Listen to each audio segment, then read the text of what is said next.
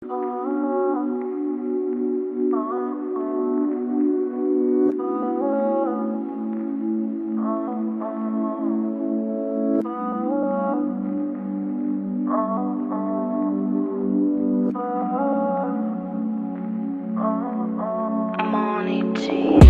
maputik na landas na aking dinaanan, bagong sapatos ko sa wakas pinili sa malaking tindahan. Malagi ko na lamang tinatapalan, iniinis ko yun suotin sa aking pinapasukan. Di man palaking planchado ang berde uniforme, sa labi-lipak-lipak sa harap mo di sinosobre. Maghapong nakatayo saksiyan di mabilang lente, hapunan na inaasal lamang sa tinagong 20. Ako ang pinakamahusay sa aking panahon, 10 segundo kayang itali ang kahon. Pag nandyan sa pila ang iyong madam, para sa akin yun na ang pinakamasayang pakiramdam. Kasi bukas na naman, buong araw na kayon. Oras sa aking mahal, yun ang oras ng mga talo. Gusto ko kumain ng karne kaso kulang ang sahod. Di ko alam kung ako o pera sa pitaka ko ang napagod. Marami na sumubok ng humparat kumaya, mga nakitutok na merat na buwaya. Kanya-kanyang diskarte, bayad upa sa tirahan, pwedeng pambabae o ambag sa inuman. Kung ikaw ay baguhan, matuto kang masanay, respeto sa datihan, di na uso dito ang away. Halos 1 taon akong namuhay sa barangay ng Dao. May mga pagkakataon, halos walang wala ako. Marami ding nakilala,